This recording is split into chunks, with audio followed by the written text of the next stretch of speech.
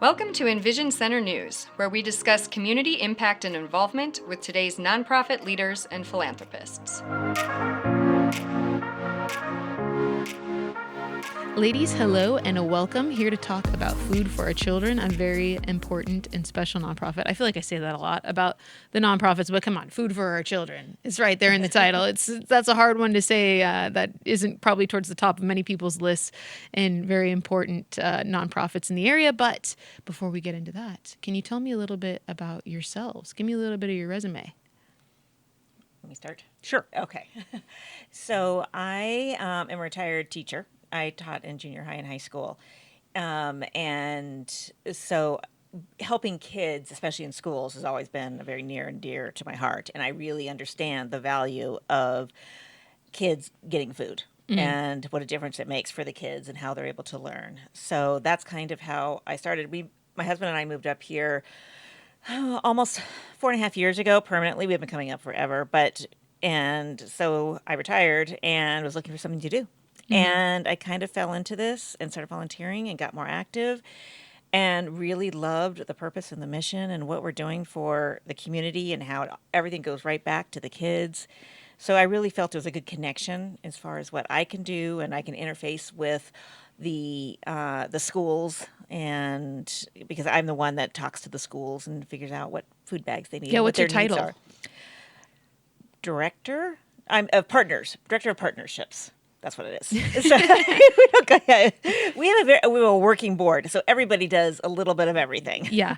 So we don't have an executive director. We don't have a place, an office or anything like that. So, but I'm director of partnerships. So I work with the schools primarily and figuring out what their needs are.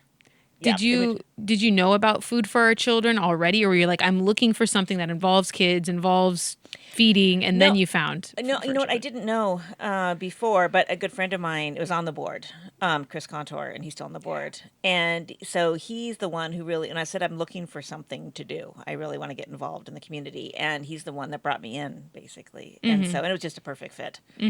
So, But started off as a volunteer. yeah, and started off then as a volunteer moved and on. then started moving in and taking more responsibility. Okay, So. great. What about you? So I'm Barbara Buchanan, and I'm born and raised in Idaho. Never lived anywhere else.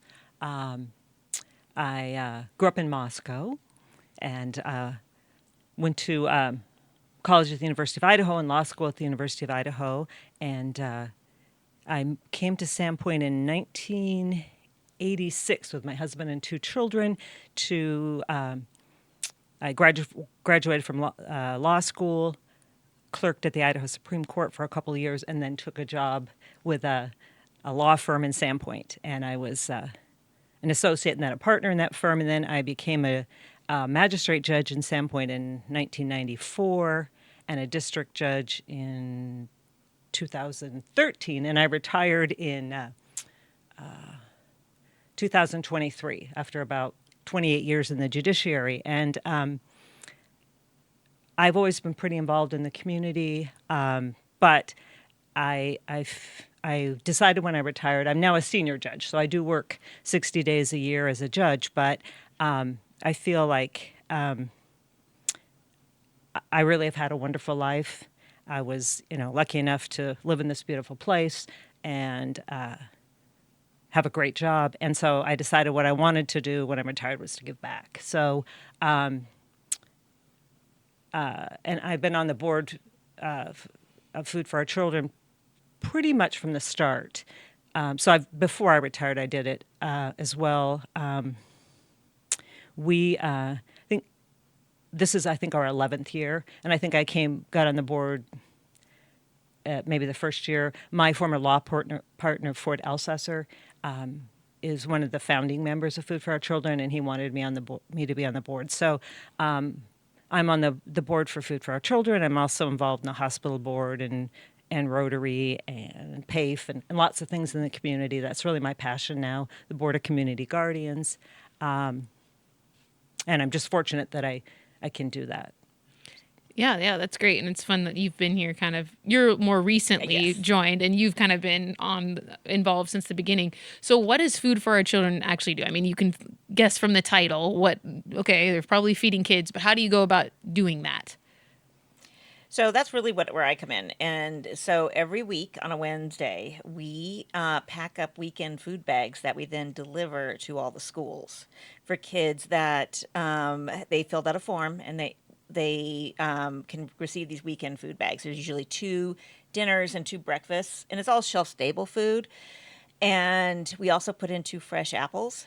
So this week was one of our highest. We had 582 bags that we delivered to all the different schools, all the Bonner County schools. And so one of the things that we do is we get apples, and so I have volunteers, and we pack at the food bank. So they're a really good partner with us as well. And every Wednesday we have about 15 volunteers, and we pack them up, and then we have delivery drivers that come and pick it up and deliver it to the schools. Just the food bank here? The food bank here. Okay. And you're not doing it in like Priest River or anything? No. Okay. No. Okay. No. But you deliver out to? We deliver out to all the Ponderay School District schools. Okay. So I think there's 7 of them, plus the high school and middle school and LPO. Okay. Like Ponderay High School. And Priest River, Newport Hospital has a similar program that they've done in Ponderay County and also for the schools in Priest River. So what we've done is they're doing we give them some funding, Okay. some of our to help because we want to cover the whole county. Sure. So we're not leaving Idaho Hill and Priest River Elementary out. It's just that the Newport Hospital is already Somebody doing else kind that. of covers it. Right. Yeah. That And makes sense. I think so. One of the things is that as far as we're concerned, we're kind of a 3-pronged effort. So it started off first and foremost as weekend food bags for the kids, and we do not ask for any qualifying That was going to be my factors. next question. Yeah. Anybody that wants it can get it. And then we also provide midday snacks to all the schools because we found a lot of the teachers were providing their own snacks for their kids. The kids don't come, and the kids get hungry or they're cranky or, they can't focus. And it might be just because they're hungry. So we provide weekday snacks for the schools. And our third prong, which we just started last year, I think this is our third year. our third year, we subsidize the free and reduced lunch program. So during COVID, all kids received their free lunch during but Breakfast and lunch. breakfast and lunch. However, that was taken away by the state of Idaho. So now the level is pretty low. I mean, in order to qualify for free and reduced lunch, I think it's like 40,000. You're meaning you have to make a very, very, very small amount. Exactly. Okay. So it's a high bar to actually qualify. It's a high bar to Okay. qualify. Yes. Right. So we then add about 20% on top of that number, so we can feed more kids that just missed it or are really close. And we work very closely with Bobby Coleman, who's the director of nutrition at the school district. She knows everything about the numbers and who qualifies for lunch and not, and where that 20% is. And so that week then pay, they just have to go to the like the cafeteria, they give their name and they get the reduced lunch. So Awesome. Great. Yeah. And is there something that you do over the summer as well to cover the gap? It's just school year. Okay. it's just school year. The school district provides summer lunches, a summer lunch program. I think it's maybe twice a week. We did do it 3 years ago when the school district wasn't able to because they were renovating their nutrition program. And so we got together with a couple other nonprofits and made sandwiches for the kids. But it's not a normal thing that we do for the summer. And Yeah, I sorry, go ahead. actually think they do lunch 5 days a week. Oh, You can okay.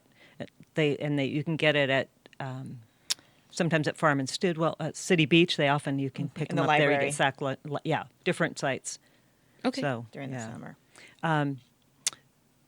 Something we're looking at. I want to talk about because the school lunch supplement is kind of a big thing for us, and it's new. And we're right now looking at possibly expanding that. We have been in discussions with the Kinderhaven Foundation, and we're looking at the potential of funding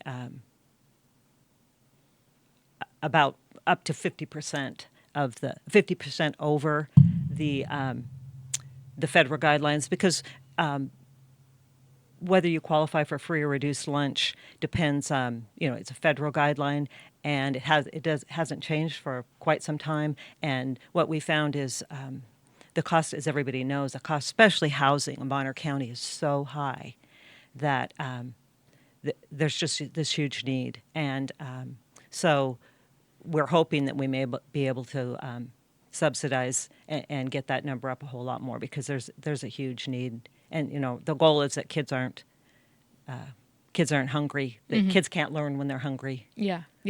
And so, since you're coming in and providing that subsidization, that communication goes out to the families, so then they know to apply, essentially, or okay. Yes, they're notified through the Bobby Coleman, the nutrition department for the school district. We don't really we don't know who the kids are. Right. We don't know what's it. We're just kind of providing it, and then it filters through the school as to who gets what. Mm-hmm.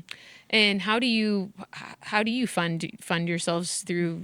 I know probably the normal way, donations, fundraisers, that sort of thing. And do you receive some of the donations that come to the food bank, or is that a separate thing? What's that relationship? Yeah, we are completely separate from the food bank. And I think sometimes that gets a little crossed, because a little blurred a little bit, but we are 100% separate from the food bank.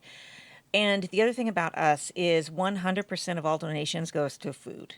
We don't pay anything. The costs, any costs that are incurred are covered by the board. So 100% donation goes to the food for the kids. Which is something I think that sets us apart sometimes, as well as how we spend the money. And we have a big fundraiser in September. It's a wine gala, and with an auctions and stuff like that. So we do that. We do grants. Yeah. A lot of grants and donations. Right. So. Do you prefer to just receive monetary donations, or do you have a place where you collect food as well? So we buy all of our food comes through Second Harvest, and they also they provide for places all over. Spokane County has a program similar to this. Second Harvest, they do the food bags, and we've been so fortunate because they've kept the cost for a bag at $5 for. Jamie said you remember? 4 years. We were so worried that after the cost of everything going up, that they were going to go up. So we get the food bags for $5 from Food for Our Children, and then we add the apples because we just thought it was really important to have fresh food. So we fundraise for that. So we don't need food. Right. Okay. Right. And I think it's also important that because we're delivering to kids, there's a nutritional value through the school. They can only be, there's restrictions about what food can be given to the kids. So some of it's Cheerios, but it has been through a certain type of like a nutritional value. It has like less sugar or something like whatever. I don't know exactly what it is, but I know it's approved by the USDA as far as nutritional value for students, for kids. And so we can't just get things off the street. Right. And I remember talking, at different times in the food, and we're brainstorming, and I'm thinking, it's like, could we do, can't we do like microwave popcorn? And they're like, rah, rah. We can't be having a 6-year-old burning up the house down. We have to be really careful with everything that we provide. Right. Nothing they have to heat on a stove. Right. And the other part of it is what we are doing is we're really trying to also reach out to the middle school and high school. And it's a little bit harder because there's a stigma to it as the kids get older. But we call those XL bags, and we actually provide 2 other meals. And sometimes it is pasta and sauce. So as a high school, they can cook. Yeah. And so they get chili mac, or they have mac and cheese, or whatever it is. So they get a bigger bag because they're bigger kids, but they can also do more with the food. Yeah, that makes sense. Can you explain a little bit more about what Second Harvest is for people who are like, Second Harvest? What do you mean Second Harvest? It's a national organization that provides the provides food For for the whole, and across the country. Across the country, I yes. just know that I was watching local news in Spokane, and they'd lost money for their weekend food bag program, and they did a huge fundraiser on the TV news to raise 250,000 to buy the food bags. But so Second Harvest is a company it's a nonprofit that does food bags, and then you wholesales them, and then we buy them from them. yeah.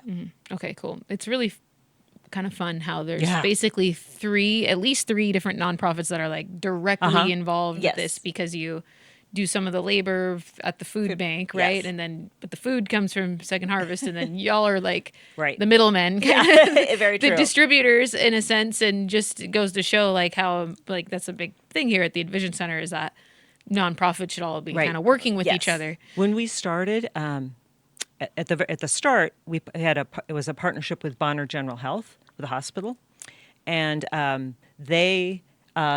the staff, the medical staff, the nurses, packaged the food came there, and they had a room and they put together the food bags. But and they're still we still have a partnership where with the hospital they contribute, but it got too big. I mean, like Jamie said, we're up to almost 600 bags every week. and so then we have a great partnership with the food bank so the food gets brought from Second Harvest to them, and Jamie's crew comes and packs and. Have you seen, and you might not have this because this might be pretty sophisticated to try to get this kind of data, but have you seen any results like the grades rising or something, like the average grades rising or behavioral reports or something when kids are fed? We don't have any hard data, but we more have anecdotal data from teachers and the principals that really speak to what a difference it makes for the kids and for what they're able to do and provide for them in the school day.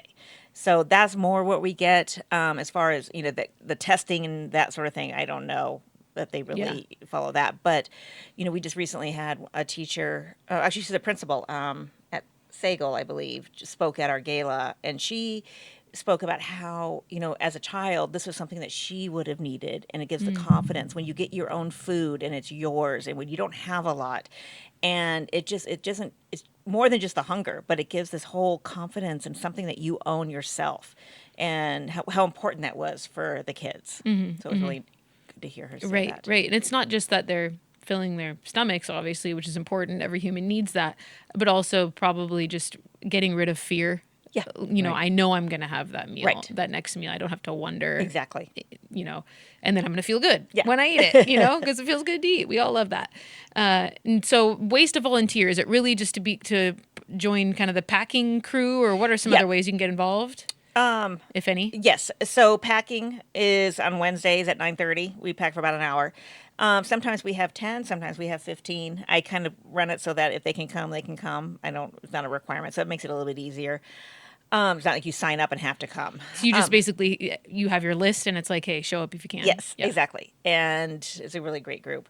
And then we have delivery drivers, and that's kind of gets a little bit harder. I mean, they have to come and pick up all the boxes. So Farman is which our largest, so we deliver 177 bags to them. So you have to pack that up in the back of a truck.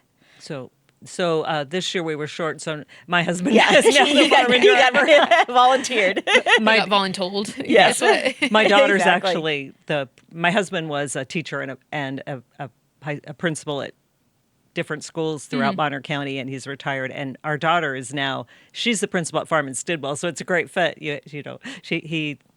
He's now picking up the bags and taking them to Betsy's school. So. nice. They're just in these banana boxes. I mean, and it's a little bit. So, and then we go all the way to Hope. We go down to South Side, yeah, Sagal, and North North Side. Side, all of them. So it takes a lot. And Yeah. then as far as other types of volunteering, it's really just at the gala. We ask sometimes for volunteers that help us at the gala with food service and wine pouring and Sometimes we need because we have our gala out at the University U of I Organic Center. It's a great facility, but we want to make sure that people can come and it's a wine tasting and Yeah. and heavy hors d'oeuvres, and that they don't have, so we provide. Get volunteers to drive people home, so nobody has Yeah. to worry about drinking too much Yes, wine and keep driving everybody home. safe. Yeah, because I don't know how many. There's like one Uber in town or something. Yeah, exactly. Yeah. Okay, cool. And then what about and maybe where you're at is where you want to be, and that's totally fine because you're doing a ton. Is there any kind of new programming or ideas or things that you guys are working on right now? So it's the we've done the weekend bags from the inception, and we started doing snacks 5 years maybe. So yeah, but it's the and it's a big thing. It's the school meal subsidy. I mean, we have been the first year we did people if you were within 10%, and then last year we upped it to 20%. And that was and now we're looking at possibly up to 50%, and that's going to be huge. Like I said, we're hoping to get to partner with the Kinderhaven Foundation, and we raise half the money, and they contribute the other half. And but that's large. So we're actually having a board meeting tomorrow to talk about moving How to forward get with it that. done. Yeah, Yeah. and because our board is 8 people, I think, and as we said, we don't have any paid staff, we don't have a facility, and the board members, we all donate to cover the overhead, so that we can truthfully say that 100% of everything that's donated goes for food. So Can jumping people to that donate to a next level. specific Yes. thing? They can just be like, foodforourchildren.org but online. And then do they go, oh, I want this for subsidy, or I want this for the weekend program, or I want this for whatever? Yes. Can they get specific? Yes, Okay. they can. And they can also, the other thing that we do is we have an adopt a school program. So some businesses will adopt a school. I think Ochava adopted Washington this year. Cedar Hills Church adopted Kootenai. And so that's also really nice. That's working with the community. I mean, Yeah. honestly, Beautiful. it's like we get a lot of support from those types of things. And sometimes it's just a individual that wants to adopt Right. a school. We have a person that went to Sagal that has done Sagal for a number of years. Yes. Awesome. That's so cool. Yeah. And Farm and Stidwell is which we'd love to get that one, because that's by far the largest. So that's Okay. a big ask. But Yeah. even if if we founded someone that would do half or something like that. yeah, sure. Gosh, I had another question at the tip of my brain. I lost it. Something about where can you donate, and it just left. Maybe it'll come back to me before we're done talking. So our website is foodforourchildren.org, and people can go directly to they can donate through online and PayPal and Yep. And All the then, things. and they can also reach out. We have a contact information if they have questions or they want to volunteer. They can fill out the form online, and we can get in touch with them. I thought of my other question. As you've expanded the access basically to the program, do you do this because you just look around you and prices are rising and you can read what the economic numbers say, or was it that there was families that were like, we'd really love to participate in this, but we don't qualify because we actually don't make within the range that they're looking for? I think I was talking to the board members, specifically this was Dennis Pence and Karen Pence. Dennis was the founder of Coldwater Creek, and he's not here, so the Pence family has done incredible things for this community. I know, I remember when I was the president of the festival, they saved the festival a couple of times, many things, but this was just a passion when Dennis started learning about how many kids in our district, huge number kids qualify for Title I, for lots of families struggling, and so he has really talked to Bobby Coleman, who is the director of the school nutrition program, and so she's the one that talked, how there's kids that just can't, kids are hungry, kids can't afford, families can't qualify for free and reduced lunch, and how hard that is, and they try to get, I've seen lots of times we've had I've corporations that have reached in sometimes. I remember at Christmas, places they've paid off people's school lunch accounts that parents are running behind and can't afford to keep buying their, paying for school lunches.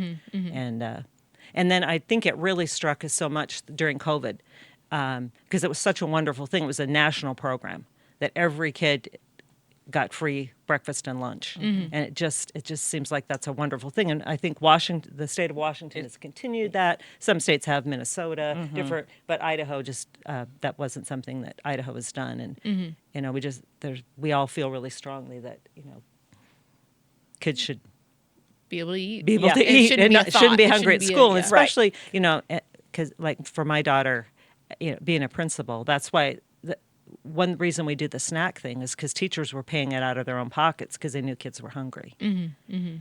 Well, one thing too that I think can maybe be misleading, and probably not to people necessarily who are born and bred here, but for me who's a transplant, you look around Sandpoint and it's a very pretty, cleaned up place. It doesn't. You don't have like the ghetto slummy looking types of town, which is a beautiful, wonderful thing. So you'd almost like you're not even tracking like. I came from Western Washington where there was homeless people all over the place. And so more of the poverty is like in your face there, where it's not so much in your face here. I'm not saying everybody's like impoverished or anything, but just low income in general. The town just has a general feel of a little bit more Ritz. Yes, it to is so Yeah. true. They, when I talk to friends and, different people out in the community, they have no idea that there's this need. I think that's a part of it. It's just like trying to get the word out that there is a need here. And because they like, really, they're not getting fed, it's just not part of their world. And so they didn't realize. So super glad that y'all are helping bring light to that. That's a topic we talk about a lot on the podcast through various kind of human-oriented nonprofits that come through that are helping people with these kinds of problems that a lot of times just aren't in our faces the way they're in your face in other areas, or other issues here might be in your face more than some of those. So it's good to know that there's an organization that's stepped in to fill the gaps. There are lots of families that are living in motorhome. There are families that are living in some of the older motels. The school bus was stopping at down at the one on Fifth Avenue and picking up lots of kids. Housing is such a huge crisis here, and my daughter was there. There's a homeless program for kids, and there's a lot of kids that we don't think of homeless, but there are lots of kids that are living with a relative or grandparents, and a lot of kids at the alternative school are just couch surfing with friends. So it is, and this is a community that we have that huge dichotomy because we have people that have chosen to live here, and it's beautiful and it's a resort community. But then so many people that are working here, and service jobs just don't pay enough. When a 2-bedroom apartment now is $1,500 a month. Yeah. It's crazy. It's it's wonderful to live here. Don't get me wrong. I love it. But it's like it seems like there's not a lot of people that really fit in the middle. Right. Either. It's like you're either like pretty affluent or you're struggling. And that middle class is harder to find here. Okay. We talked about fundraising, volunteering, what you do, how you do it. Is there anything that we missed that you want to make sure people know? We mentioned your website, how they can connect with you. I don't know. What about board membership? Is that something that you're always seeking for? Do you do like a call for board members once a year? Yeah, or? we like Jamie said, board members usually have a task. Doug Llewellyn, who's the CFO at Coachava, is on our board, and he writes grants, and that's a hard job. So we have a grant, because we don't pay a grant writer. Jamie runs the whole coordinates with the schools and the food bank and does the weekend food bank program. I'm the board secretary. I don't go out and actively ask for money because I'm still a senior judge and judges can't directly ask people for money. Gotcha. So I do the thank yous and do a lot of the coordinating and those kinds of things. Travis Accardo from Mountain West Bank is on our board, and he's helping us with fundraising.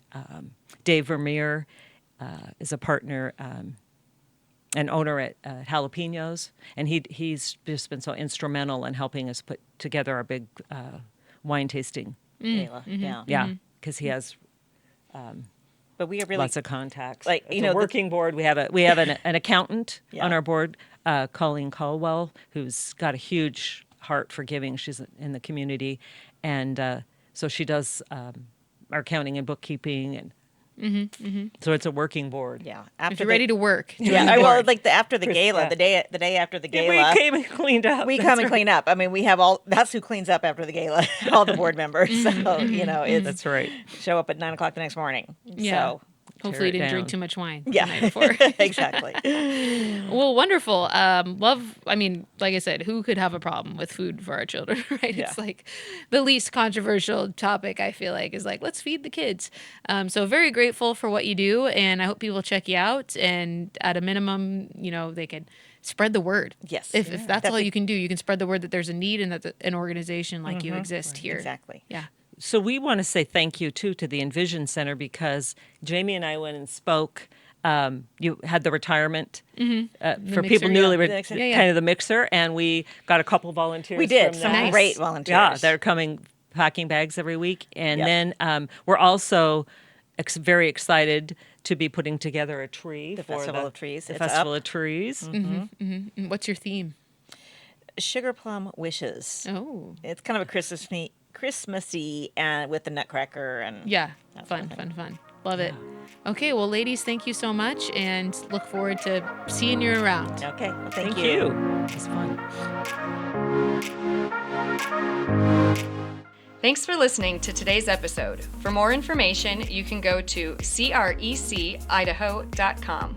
Please like, share, and subscribe. We'll see you again soon.